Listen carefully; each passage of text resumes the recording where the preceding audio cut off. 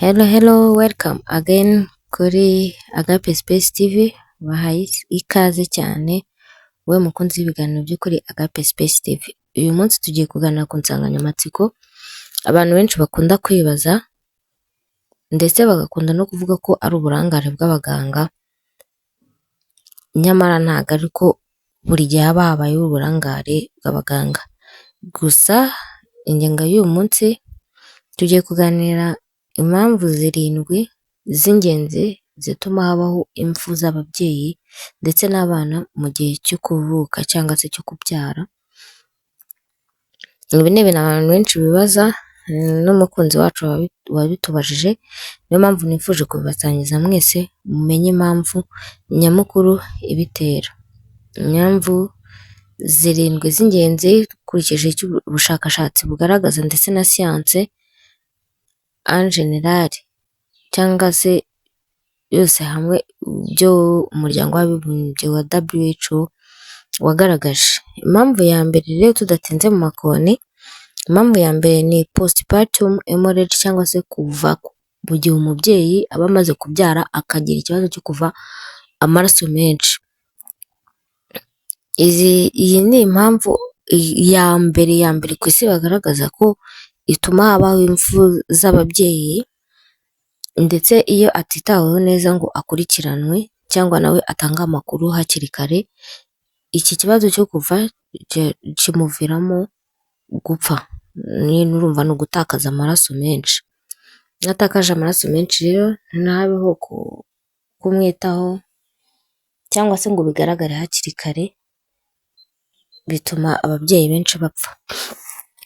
Impamvu ya kabiri rero ni preeclampsia. Preeclampsia ni uburwayi bw'umuvuduko w'amaraso bugaragara mu babyeyi batwite. Ni igihe umubyeyi aba atwite, nyuma yajya kwa muganga bamufata umuvuduko w'amaraso bagasanga afite umuvuduko w'amaraso, kandi umuvuduko w'amaraso mwinshi ku mubyeyi utwite utera kugaragara cyangwa se icyo dukunda kwita seizures, ugatera stroke ndetse bikaba byaviramo n'urupfu ku mubyeyi ndetse n'umwana bakaba bapfa. Ni byiza rero kwisuzumisha hakiri kare ukamenya uko uhagaze mubyeyi. Impamvu ya gatatu ni indwara ababyeyi bakunda kugira nyuma yo kubyara bita sepsis cyangwa se infection. Ni indwara nyine zifata ababyeyi ziterwa n'isuku nkeya nyuma yo kubyara, cyangwa se ugasanga umubyeyi ahantu yabyariye ntihatekanye, nyine nta suku ihari bitewe n'aho ariho. Gusa mu Rwanda, ibitaro byo mu Rwanda byo byateye imbere, ntabwo izo mpamvu zikunze kubaho kereka mu gihe habayeho kugira isuku nkeya. Ndetse izi infection zishobora gutuma umubyeyi apfa, cyangwa se zikaba zatuma zimufasha imbere mu gihe agitwite, bikaba byatuma habaho gupfa k'umubyeyi ndetse n'umwana. Icya kane ni prolonged labor. Prolonged labor cyangwa se gutinda kubise, kumara igihe kubise nyine atarabyara. Ibi ngibi bituma nyine umubyeyi acika intege, imiyoboro y'amaraso igacika intege, ku buryo bituma habaho n'uko umubyeyi atangira gutakaza amaraso, gutangira kuva, ndetse bikaba byanatuma habaho gupfa k'umwana ndetse n'umubyeyi. Impamvu ya gatanu, uterine rupture cyangwa se mu gihe umwana ari gushaka inzira yo gusohokeramo, hakaba habaho guturika kwa nyababyeyi cyangwa se nyababyeyi igacika. Akenshi biterwa n'uko umugore aba yarabyaye imbyaro nyinshi kandi igihe kirekire, bikaba byateza urupfu mu gihe cyihuse. Mu gihe umwana ari gushaka inzira yasohokera cyangwa se ari kubise, bikaba byatuma habaho guturika kwa nyababyeyi, kandi kwa ko nyababyeyi irimo imbere, ndetse no kwa muganga bagatinda kubibona, bikaba byanagaragara bitinze, habaho n'amahirwe ugasanga bagerageje kurokora ubuzima bw'umwana, ariko umubyeyi rimwe na rimwe bikarangira apfuye. Iyi nayo ni mu mpamvu za mbere zituma habaho impfu z'ababyeyi ndetse n'abana. Impamvu ya gatandatu ni delay in care cyangwa se gutinda guhabwa ubuvuzi.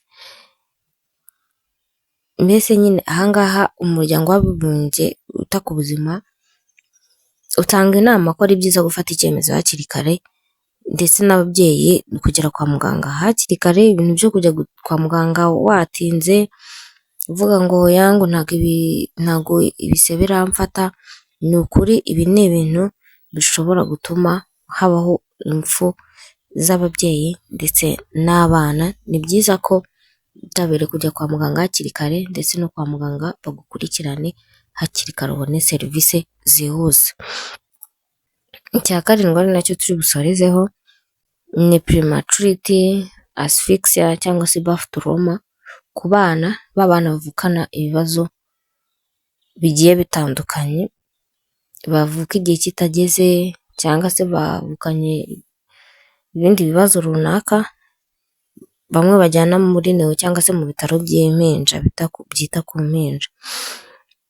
Ibi ngibi rero umwana wavutse imburagihe akenshi hatitaweho ashobora guteza ibibazo yuko yapfa cyangwa se kubura umwuka, ndetse n'izindi mpamvu zigiye zitandukanye zikomeye zishobora gutuma habaho gupfa k'umwana, ugasanga umwana abuze ubuzima. Rero umuryango w'abibumbye hari inama utanga ku babyeyi zigiye zitandukanye, reka turebere hamwe inama zitanga nk'eshatu.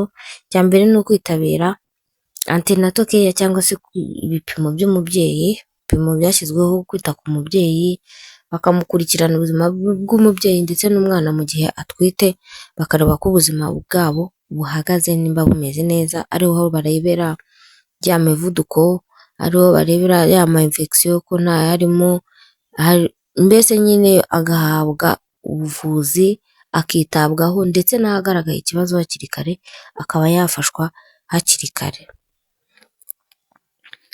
Igira inama ababyeyi kubyarira kwa muganga. Babyeyi mu bintu byo kubyarira mu rugo ntabwo bikigezweho rwose, mujye mujya kubyarira kwa muganga mu gihe ufite ubwisungane bwo kwivuza, nta kurembera mu rugo. Kwitabira kujya kwa muganga hakiri kare mu gihe ubonye ibimenyetso mpuruza by'umubyeyi utwite cyangwa se ibintu bidasobanutse ku mubyeyi bishobora no kuguteza ibibazo, ni byiza kwihutira kujya kubyarira kwa muganga. Wikurikiranisha umuvuduko w'amaraso biri mu bintu nabyo bakurikirana kwa muganga mu gihe wagiye kuri antenatal care cyangwa se kwipimisha nk'umugore utwite, kwigirira isuku wowe ubwawe, ndetse no gufata imiti irinda ama infection mu gihe kwa muganga babigaragaje iterwa n'isuku nkeya, cyangwa se mu gihe habayeho ibindi bibazo nabyo kwa muganga baragufasha bakagupima bakareba ikibazo ufite. Gufata ibyemezo byihuse, umuryango w'abibumbye ugira inama ababyeyi ndetse n'abaganga. Umubyeyi fata icyemezo cyihutse mu gihe ubona ibintu bidasanzwe by'impinduka, ugere kwa muganga, ndetse no mukagira n'inama no kwa muganga gutanga serivisi hakiri kare, ndetse no gufata icyemezo ku mubyeyi hakiri kare mu gihe babona hari ikibazo gikomeye ushobora kuza kumubyarira. Gusa mu Rwanda ho bateye imbere ibyo bibazo ndumva nta bihari. Rero mbonereho no kubibutsa, kora subscribe nimba ari ubwa mbere ugeze hano, nimba ugize ikibazo twandikire kuri ya nimero, hari nimero ya WhatsApp iri muri description urayibona. Igihe nyine ugize ikibazo cy'umwihariko wumva wabaza, watwandikira ukatubaza, dutanga inama n'ubujyanama ku buvuzi, ariko ntabwo bikuraho ko mu gihe ufite ikibazo ugomba kujya kwa muganga. Ibiganiro byo kuri Agape Space TV nakagaruka rero, tubane mu biganiro bikurikiye. Ciao ciao.